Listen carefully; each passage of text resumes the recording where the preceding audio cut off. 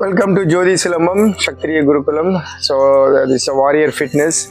Already I talk about in Tamil video about the heart issues. People think your heart disease is an inherited disease. No, heart disease is not inherited disease. Heart disease is a living disease. How you lived, how you eat your rubbish, what are the foods you take in your body. So these causes the heart disease. It doesn't follow the family traditions. So if you are fragile hearts, you have to look after your heartbeat. Look after your life, look after living, lifestyle, everything you have to important. So your fragile hearts, you have to start hearing the music, soft lifestyle, not harsh, not crowdy places, too much crowdy, like a lot of oxygenation places. You can't living without rooms, no windows. So these and all affect you bigger level. So you have to change your lifestyle through the living style. Like example, in your houses, there's no windows, no oxygenations in the houses. So you have to find the places who have near the trees around the garden, and then the oxygenation in the houses. So too many windows in the houses.